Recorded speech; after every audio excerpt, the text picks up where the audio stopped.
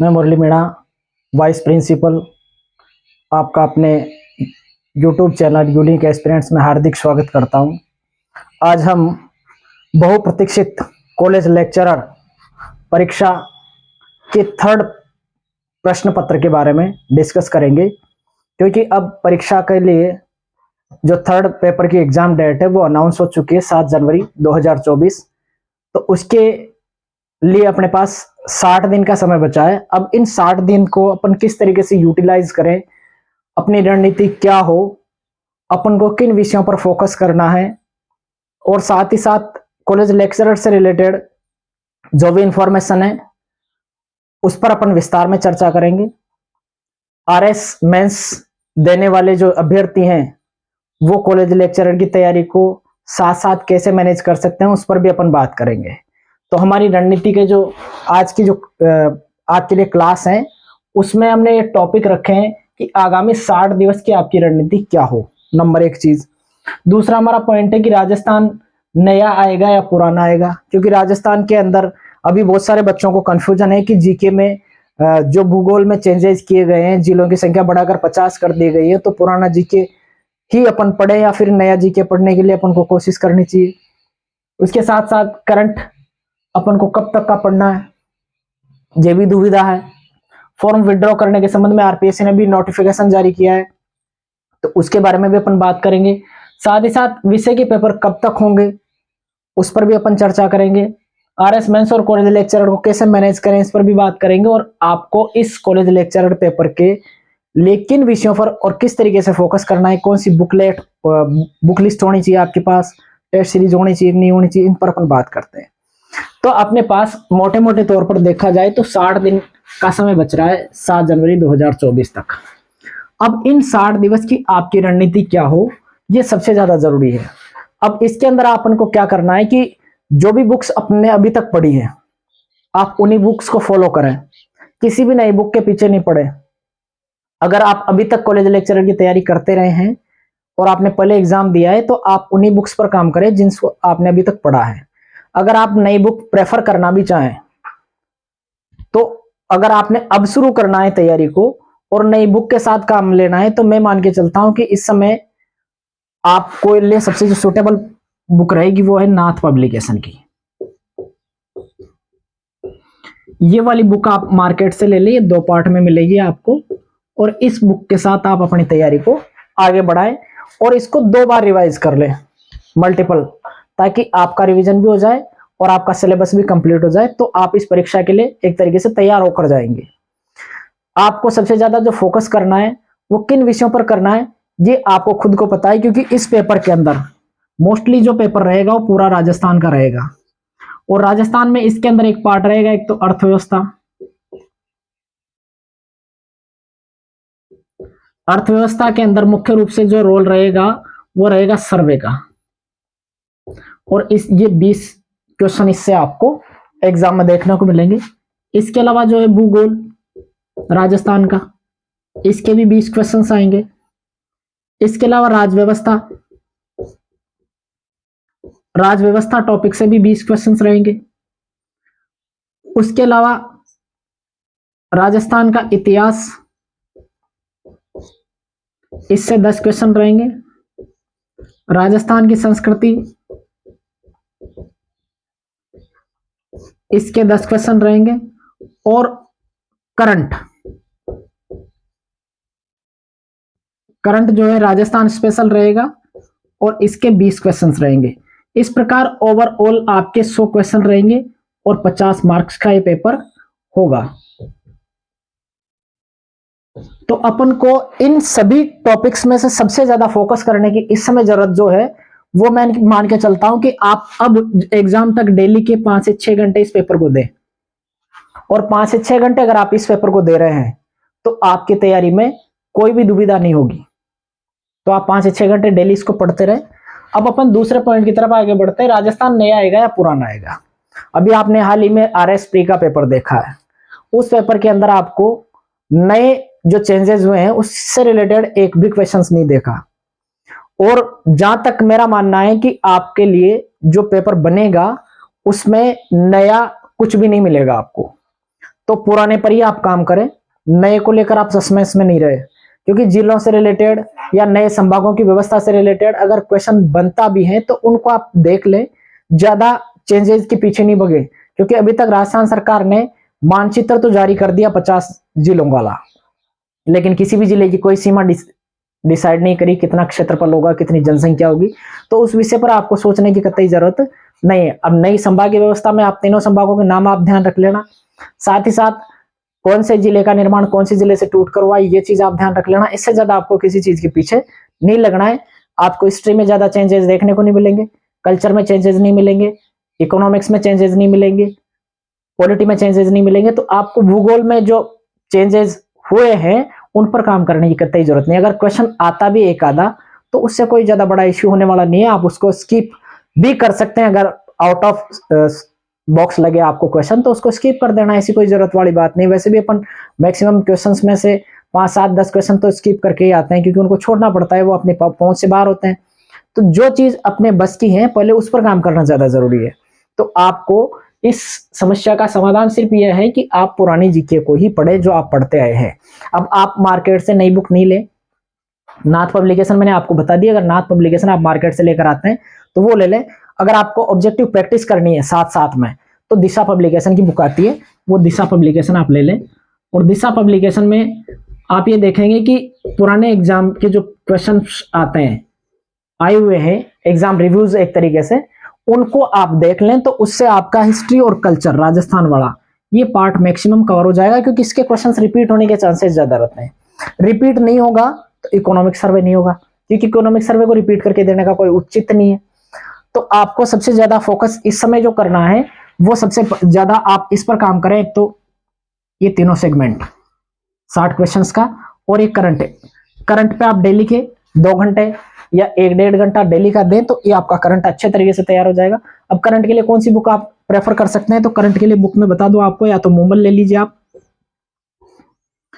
या फिर कोई भी वार्षिकांक ले लीजिए।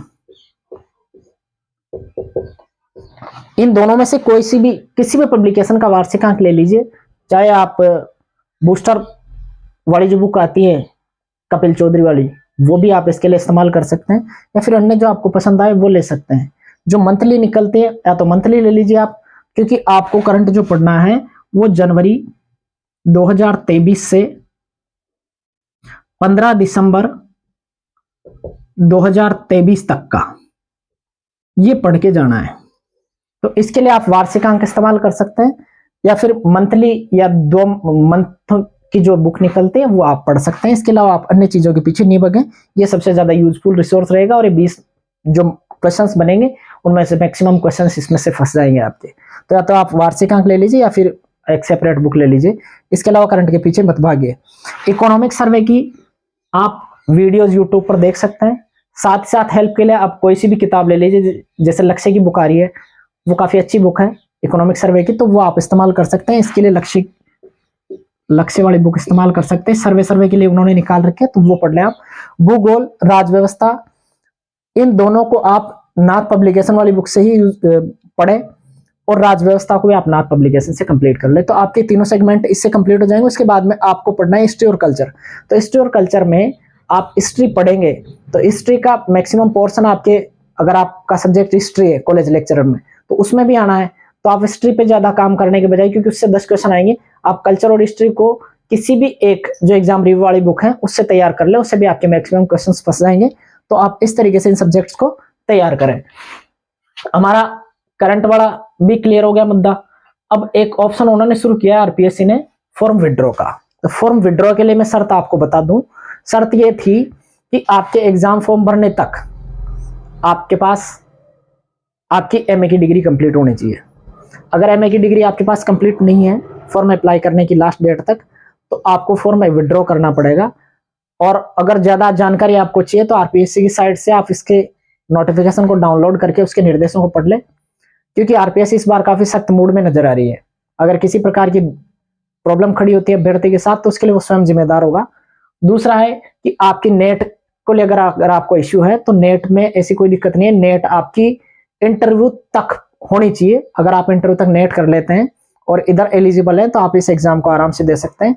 बाकी ज्यादा जानकारी अगर आपको चाहिए फॉर्म विड्रॉ के संबंध में तो आप आरपीएससी की साइट से अपना नोटिफिकेशन डाउनलोड करें, उसके निर्देशों को पढ़ लें कि आपको विड्रॉ किस स्थिति में करना है, क्योंकि विड्रॉ करना आवश्यक है। अगर अभ्यर्थी विड्रॉ नहीं करता है और एग्जाम में अपेयर होता है और बाद में जाकर आरपीएससी को पता लगता है कि इसने गलत तथ्य प्रस्तुत किए हैं, तो उसके खिलाफ कार्रवाई करने के लिए उन्होंने पहले से ही जारी कर दिया है ऑर्डर, तो वो अभ्यर्थी के खिलाफ हो सकता है उसको डिबार कर दिया जाए, फिर अन्य प्रकार की कोई अनुशासनात्मक कार्रवाई की जाए, तो उसके लिए वो स्वयं जिम्मेदार होगा। तो आप अपने भविष्य को भी थोड़ा देके अगर आप एलिजिबल नहीं है तो उसको विड्रॉ कर ले, ज्यादा बेहतर यही रहेगा। अगला है अपने लिए सब्जेक्ट के पेपर कब तक होंगे। तो सब्जेक्ट के पेपर का जो मामला है उसके लिए आरपीएससी ने जो नोटिफिकेशन जारी किया उसमें दे रखा उन्होंने फरवरी और मार्च। तो फरवरी मार्च का मतलब है कि आप 7 जनवरी को जब आपका ये पेपर खत्म हो जाएगा तो फरवरी मार्च में आपके सब्जेक्ट पेपर स्टार्ट हो जाएंगे। तो उसके लिए भी आपको क्या करना पड़ेगा, जैसे 5-6 घंटे अभी आप पढ़ रहे हैं उसके साथ साथ आप एक काम करें, क्योंकि उसमें सब्जेक्ट में 2 पेपर होने आपके, तो इस थर्ड पेपर के साथ कोई सा भी एक पेपर जो सब्जेक्ट का है उसको आप 7 जनवरी तक कंप्लीट कर ले, डेली के 2 घंटे 3 घंटे दे करके। तो आपका एक पेपर इधर से तैयार हो जाएगा, एक पेपर 7 जनवरी को आपको फ्री हो जाएगा, तो आपके पास टाइम बचेगा 1-1.5 महीने का, 2 महीने का। उसके अंदर आपको एक अन्य पेपर सब्जेक्ट का तैयार करना है, तो उसको जितना टाइम आप इसमें दे रहे हैं 7 जनवरी तक, उतना टाइम दोनों सब्जेक्ट्स में देकर, क्योंकि आपने 7 जनवरी तक एक पेपर कंप्लीट कर लिया सब्जेक्ट का, तो आपके पास एक ही पेपर बचता है, तो फिर दोनों पेपर्स को मैनेज करके आप और अपने एग्जाम तक उसको अच्छे तरीके से रिवाइज कर लें, ताकि आप परीक्षा में बेहतर कर सकें। क्योंकि जरूरी यह है कि परीक्षा के प्रेशर को आपको हैंडल करना है, लेकिन वो भी एक टेक्निकल तरीके से। इस समय अभ्यर्थी के सामने दुविधा है कि मैं थर्ड पेपर को पढ़ूं या सब्जेक्ट के पेपर को पढ़ूं, तो सब्जेक्ट के पेपर में 2 सब्जेक्ट पेपर है, तो आप एक पर काम करिए, एक को थोड़े समय के लिए 7 जनवरी तक के लिए स्किप कर दीजिए, उसके बाद में उस पर आप उस काम कर सकते हैं, ताकि आपके दिमाग पर ज्यादा प्रेशर भी नहीं रहेगा, आप सीमित कंटेंट के साथ पढ़ें। क्योंकि एग्जाम ऐसा एग्जाम है जिसमें आपके पास पढ़ने के लिए सारी दुनिया भर का सिलेबस है, दुनिया भर की किताबें, तो आप दुनिया भर की किताबों के पीछे नहीं भगे, निश्चित सिलेबस उठाएं, निश्चित बुक उठाएं और उसी को 2-3 बार रिवाइज कर लें, ताकि आपका रिवीजन अच्छा हो जाएगा, तो आप बेहतर तरीके से उसको कंप्लीट कर पाएंगे। अब एक और दुविधा बन रही है बच्चों के सामने, आरएस मेंस की तैयारी करें या कॉलेज लेक्चरर की तैयारी करें। इस समय बहुत सारे बच्चों का आरएस प्री क्लियर हुआ है और उनमें से मैक्सिमम बच्चे कॉलेज लेक्चरर का भी एग्जाम दे रहे हैं, तो इसमें दुविधा लेने लायक कोई भी स्थिति नहीं है, क्योंकि कॉलेज लेक्चरर का एग्जाम भी जनवरी के अंदर ही है और आरएस मेंस का एग्जाम भी जनवरी के अंदर ही है। तो आप 7 जनवरी तक आरएस मेंस की ही तैयारी करें, तो उसमें राजस्थान का जो पेपर है ये मैक्सिमम कवर हो रहा है, इसको बेहतर करेंगे तो आपका थर्ड पेपर तो आराम से तैयार हो रहा है। आपको पढ़ना है सब्जेक्ट, तो सब्जेक्ट आप आरएस मेंस के बाद में जितना टाइम मिले उसके अंदर आप सब्जेक्ट कंप्लीट कर लें, और आरएस मेंस की तैयारी से ही ज्यादा बेहतर ये रहेगा कि आप कॉलेज लेक्चरर की तैयारी के पीछे नहीं भगें, आप आरएस मेंस की तैयारी करें। अगर आप आरएस मेंस नहीं दे रहे हैं और सिर्फ कॉलेज लेक्चरर ही एकमात्र आपके पास ऑप्शन है, तो फिर आप कॉलेज लेक्चरर की तैयारी करें।